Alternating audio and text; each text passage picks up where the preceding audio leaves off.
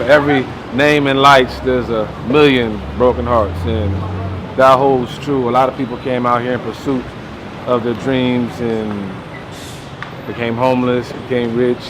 Some are still pursuing. This particular corner right here is probably like the birth, I should say, of my career. I've had a lot of ups and a lot of downs, a lot of good times, a lot of bad times. Stella Adler, I believe, was really intricate in my schooling and also me as progressing as an actor. Let me start from the beginning. This is when I did my first theater production here at the Stella Adler. Man, seems like ages ago, but definitely brought me to the place I'm at now. Your wife certainly don't have to march over to jail. I wouldn't have to talk about it. No, not unless you don't want to, no. But you'll have to talk to the press. I mean, we would like you to talk to the press. You won't have to talk at any church or meetings or anything like that. Because I would like to. We'll do all the talking. I ain't said yes to y'all. Y'all hear me say yes? Y'all gotta talk to the president, and I'm telling y'all no. Pelzy. Quiet there. This here ain't nothing but trouble. Yes, sir. I can't deny that. How long you been? Trouble. How long? No way of knowing. I ain't no trouble. Mr. Sutherland. Shit, trying to steal y'all. I know how I be with y'all movement folk. I know what y'all be saying about us that don't be marching, that we torn and afraid of these crackers. No one thinks that here, no one. I ain't scared of white people. I don't ask for no trouble, that's all. Trouble come anyway. No use asking for it like y'all be doing. We want to do this for Shetty. Don't be using my child name. She is not the first child that this has happened to. No, she ain't, but we want her to be the last. Yep. All right, I mean, straight up, I guess, this Good Negro project, working with Phrederic Semaj, what can I say about Frederick? My name is Michael Philip Edwards. I'm a producer, director, writer, and actor. In this realm, I'm a director. Frederick put this together, and let's start from that. Frederick brought me in right from jump. He had done the project with producer Sam Nickens before, and very passionate project. They did it in a way that left Frederick joyful. They had great reviews, but also hungry to kind of go back in and do something else. So he checked me out, and I'm sort of a bare bones actor's friend director, meaning I got my math equation with how let the actors do it kind of thing. So he called me in, but the way he put it together, Frederick's a different kind of cat, meaning I expect honestly to see him bigger than even he sees himself, but he won't be he'll be a mogul and won't notice it because that's just how he moves. He watched me and he called me, and within 24 hours I was on the project and immersed, and he wasn't even breaking a sweat. He was like, you can do this, and then I'll do that, and then we'll do this, and then we were on. You know, he's on stage right now, this is intermission, and he's working real hard. And he knows what's happening in the booth. He knows what's happening backstage with all the actors. He knows what's happening with the other cast. There's a hyper focus that man has that he don't even know he has. But the real story, that's what I'll say about Frederick. He's extremely talented and extremely hungry, and I think the second one is what's going to get him there. Stella Adler is an intricate part of my success. Here I did my first play, and I think that propelled me and gave me the love for the craft. I went 10 years after that, didn't act, didn't do anything, did a lot of growing, worked corporate America, and it was like something that was burning inside of me, beyond the money, beyond the fame. I felt like it was a purpose for me being here. I went 4 years homeless, and the next production I did out of homelessness was another play at the Stella Adler. I was walking through Hollywood one day, and I told God, I said, if you can just let me get on the stage one more time, I'll give it my all. I didn't know how I was going to get back into the business, what angle, but I was open. I think that's the first part. I ran into a director that I worked with, had 10 years prior to that. And it was like, Frederick, what's going on? I said, nothing, man, just, you know, just out. And he was like, look, are you still acting? And I was like, yeah. And he was like, I'm doing a production at the Stella Adler again. The lead is out. And actually, he didn't even say the lead. He just said they had an opening for me. Gave me the script. He said, read over it and give me a call by today because I have to make decisions. So I went down the street. There's a Starbucks down the street. I went there and I read the script and found out that it was the lead. And then also found out that the cast had been rehearsing for 3 months already, and I had a month to get it together. So I said, yeah, I do it.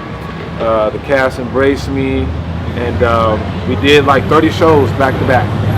And after those 30 shows as the lead, I knew that it was something that I was born to do. Have mercy. Y'all know I'm just kidding with you. But the forces against us are strong, and they are determined to stop us. But we are just as determined to keep going, non-violently, with love, as long as it takes to win our freedom. And Jesus is not lingering in Memphis. He is with us here, every single step of the way. And so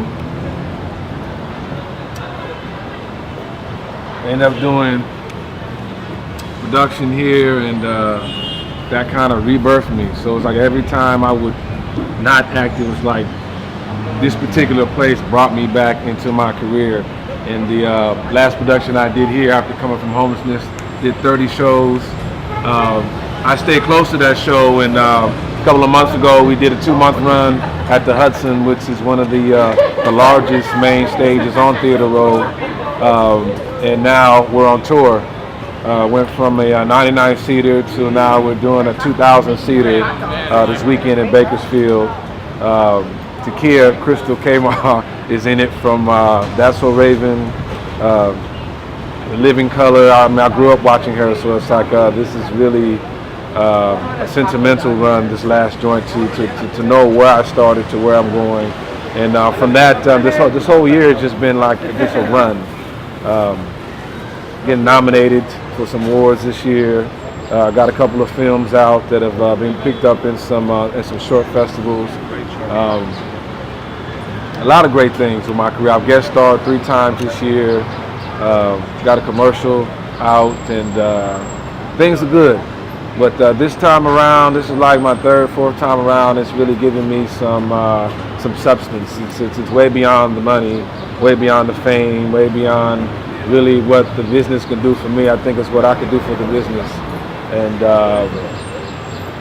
the platform that will come behind it. I think I can help a lot of people that are having stumbles in their life. I think I could be a voice for that, and I just praise God for the opportunity to shine and to show off what He's given me. I think there's more good than bad. You know what I'm saying? I just Absolutely. think. I think we'll be the sleeper, you know, and then we're gonna end up winning some things because we're phenomenal. You are what you're doing, you know. You going? Yeah. No bright lights. I play. That's right. That's right. You're my good side. Still call it. It's not like that, man. Yes, it is. Fuck that. We got a light. Fucking put the light on. I play the character of Ro, who is a raving racist from the South. Frederick hit me up. We had a job together, and he asked if I wanted to audition. So I auditioned for it, and at first I was equivocating, like, oh, do I want to buck down and do some theater, or just like keep out, you know, bigger auditions, if you will, or whatever. And I'm so grateful that I committed, because it's been one of the wealthiest experiences in my life. I mean, it's like it's live, you know what I mean? You don't get a second take, you know what I mean? And And not every I'm actor getting chills can. right now. Not every actor can do theater. I've had a lot of friends who got a lot of money and never done theater. Yeah. It's like some people do TV, some people do film, some people do voiceovers, but not every actor like does like theater. It takes a certain kind of actor to do that. You Yeah, know? it's been it's been a growing experience. You know what I mean? Like I've learned a lot about myself, about my craft. So many talented people. It's a blessing because not everybody's talented, and sometimes when you're working with them, it's like you know. But these guys, it's just it's a blessing to be surrounded by that kind of talent. It brings you up, and it's fun, man. You know, like we very few people. I felt you last night. You were like on. Like every night I be feeling you like. last night. No, you were on. He's like, No, you were man. on. No, you were on, dude. Like I think I You did grown alright from the to give beginning. myself credit, Before you used to but- be like, I'm just here. Now you're like, I'm fucking here. It's a difference. Yeah. It's a difference. Well, it's And great. it's good. I'm glad. I'm finding more things with him. You know what I mean? Because Don't settle. Don't settle. I do Nah, something. man. You know. Yeah, this is the most work I've ever done with a character. Like usually I'll belt it out and they're like, fine, next scene or whatever. And it's like I'm able to like really go into this thing. I want people to hate him, but I want them also to know that he's also a human being. Yeah. You know what I mean? Whether they empathize with that or not, but Yeah. You put your heart out there, man. You can never lose, man. Christopher Lankowski. Let's get a little bit of him and Greg Winters. You know, talk about their experience, what they do on the show. Yeah. Mr. Shy Boy over there. Play. He's so shy. He's afraid of the camera. So I play Steve Lane, an FBI agent in the show, and my name's Chris Lankowski. It's so weird, man. There's so many cameras in LA. It's wild. I just moved here like 6 months ago, so it's all a little bit crazy to me. I come from graduate school in directing. I think this is one of the first auditions I actually did in town. So Wow. worked out. It's funny Worked because out I all right. remember you had there was something else auditioning on that day, and you asked to audition for the other play.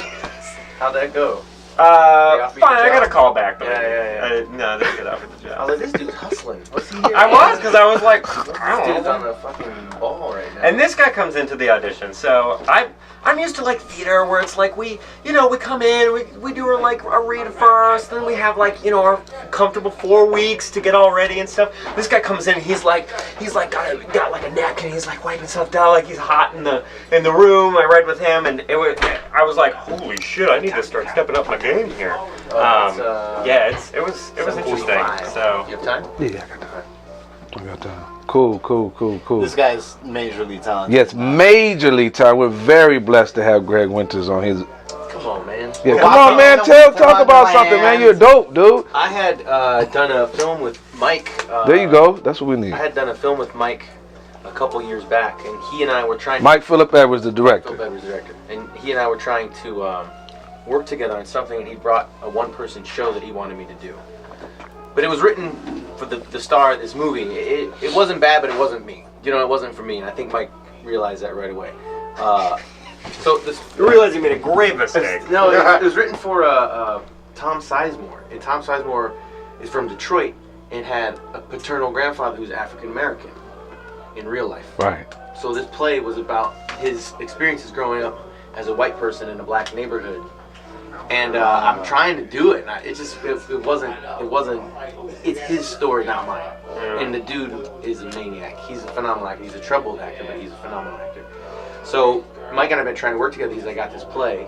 But then you guys ended up doing a movie though, so, right? We did the movie. Yes, We did tell the me movie. about that. Yeah. So the movie is called Murder 101. It was initially called Class. And Tom Sizemore. to Yeah. it, Tom Sizemore, and it'll come out in May. But it's my first film. Oh wow. My first film. Yeah. Wow. Yeah. Congrats. Don't let him be modest. He was on a hit TV show called The Chris Isaac Show. I don't know. Hit 3 years. I don't know. Well, You had a 3-year more TV show than I've ever been in. No, that's just that's a rarity. The point that I was trying to make was, Mike said, I have this project for you, and I didn't even ask what it was. I didn't even ask what the part was. He said it's a equity play. We're gonna be at the Kirk Douglas. Right. I was like, okay. Like I didn't even know the details. I didn't know what it was about. I didn't even care. Just say God. Yeah. And then we met up and I read the script and we got a couple beers down at the Bowery, him and me, just talking about it. And I had met you in the audition, but I didn't put 2 and 2 together. I thought you were producing. So I was like, I hope this motherfucker likes me. And then you come in and I was like, all right. So we do our thing.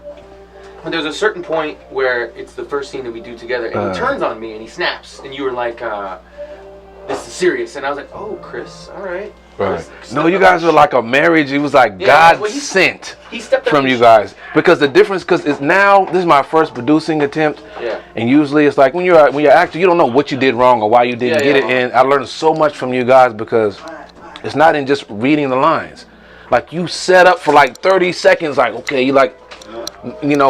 Built up the atmosphere before you spoke, and that's what won me over. I was like, that's it. Yeah, so I was born in Florida, I was raised in San Diego. Even though San Diego is in California, man, it's a million miles away from Hollywood. This particular vessel here, it's influenced by so many ills that sculpt a person.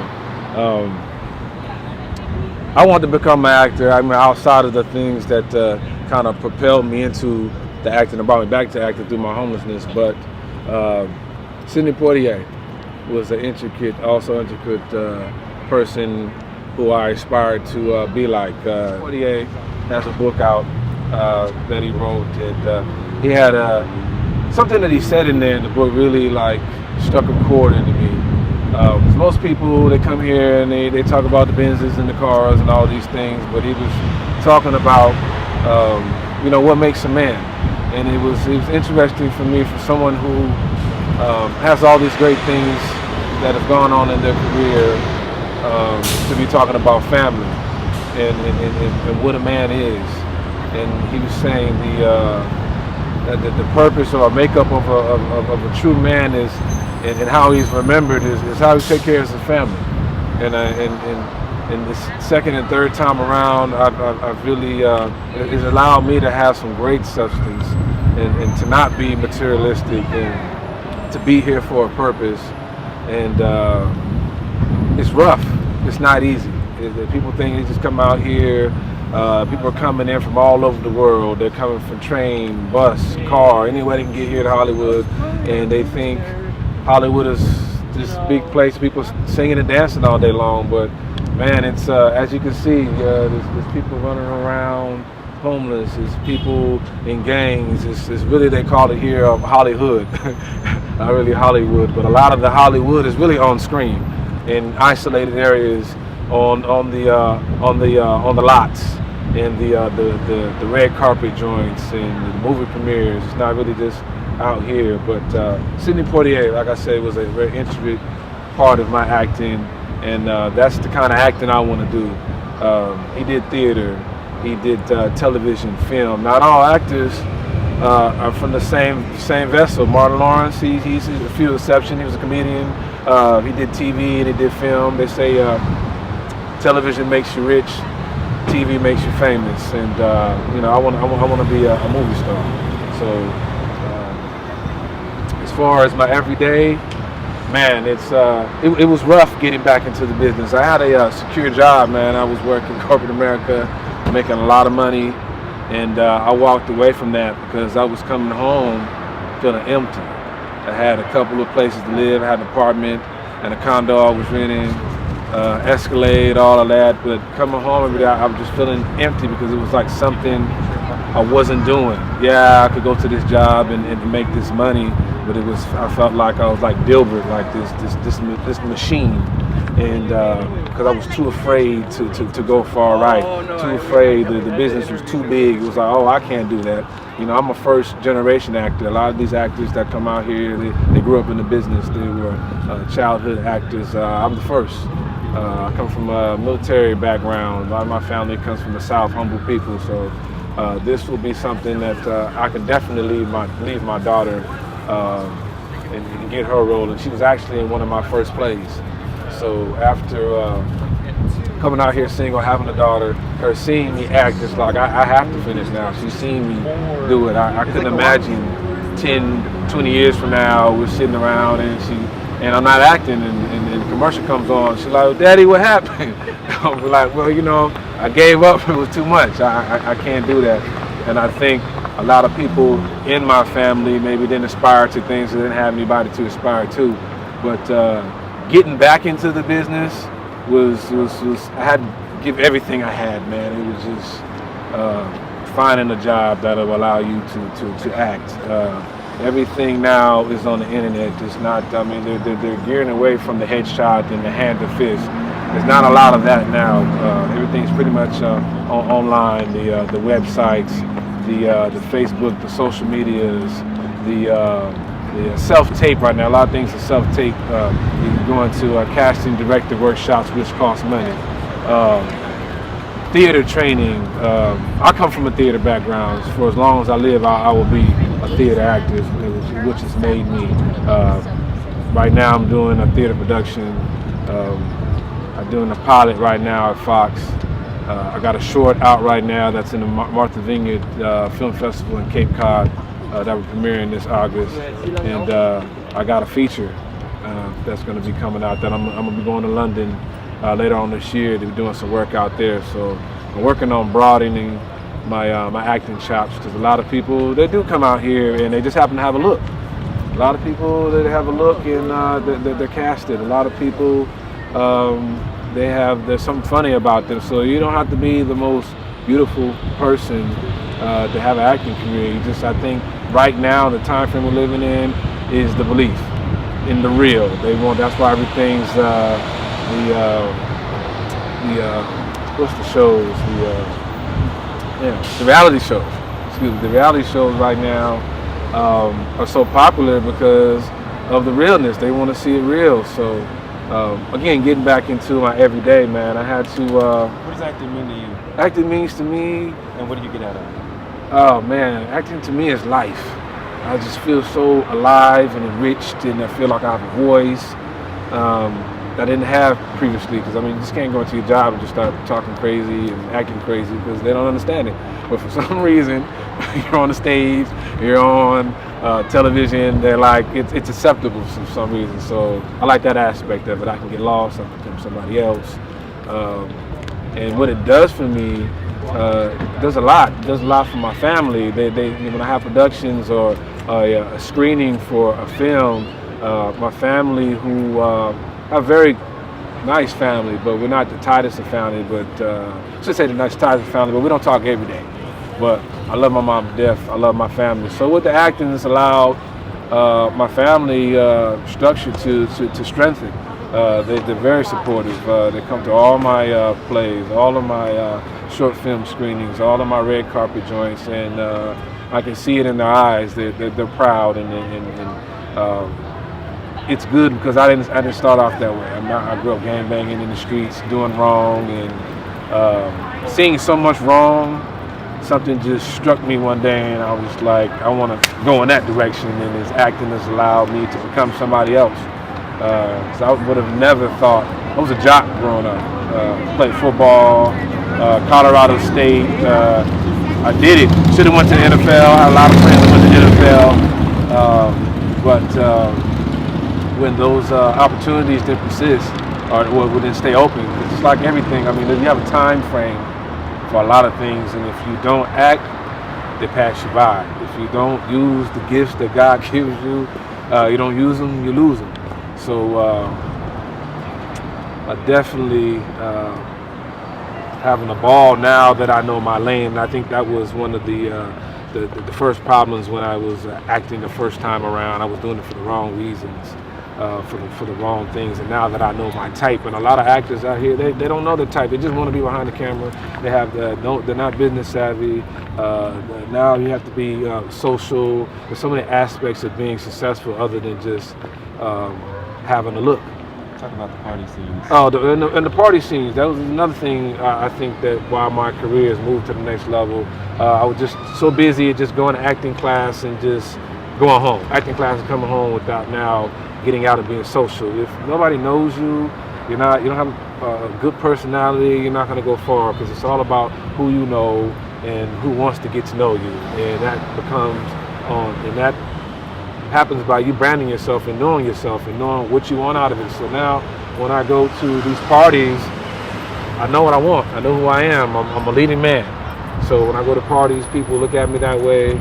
I talk about things that's going on. And if you're not going to these parties, if you're not meeting the casting directors, if you're not meeting the producers, if you're not shop talking, you're going to have a rough career, because people want to work with people that they like.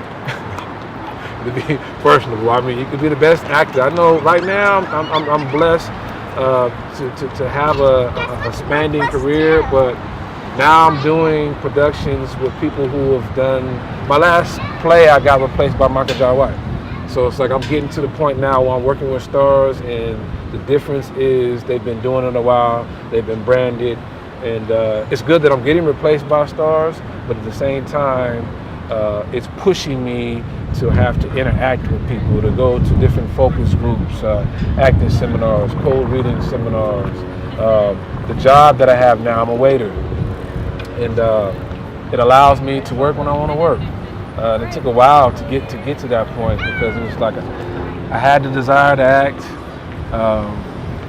I believed I was gifted enough. I mean, I had a lot of write-ups saying I was wonderful, but believing it is one thing, and doing it is another. But finding some kind of stability, because I mean, while you're out here trying to pursue your dreams, man, you got to live. You got to pay rent. You got car insurance. If you got a family, you got to take care of that. If you're married, and they're not too keen on just letting you get off and come when you want to come. And sometimes these auditions come at the last minute.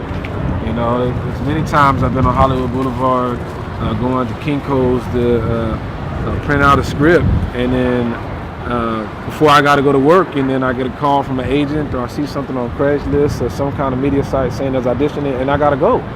Because I'm at that point right now in my career that I'm not going to let anything stop me or get in my way, and I think that's the difference between a lot of people. And I mean, this business is going to be here for forever. It's going to be here before us and after us. Betty White is 150 years old, and now her career is bigger than ever. And you can get in it when you're 80, 90 or whatever, but I don't want to wait that long. I want to already be established, but you have to have a plan. And I think that's where a lot of actors is becoming homeless and becoming having mental challenges and the breakups and having family support. Because a lot of people are out here only for their own selfish ideals, unfortunately. But I'll map out a preliminary strategy next week. You'll be called names, threatening people. Your home will be bugged, police will harass you, and the Klan will try to kill you. You are not safe here. I heard you say in a sermon, once you've had a taste of freedom, you can't go back. I can't turn my back on this fight. You want to.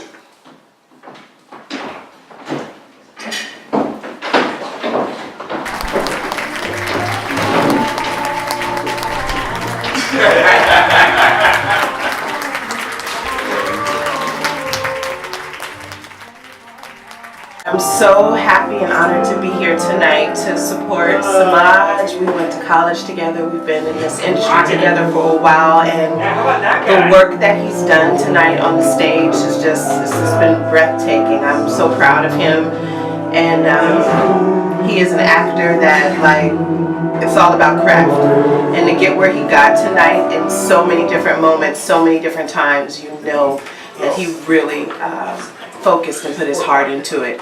So I am just very thankful and blessed to be able to be here tonight and support him and let him know that it was magnificent. So.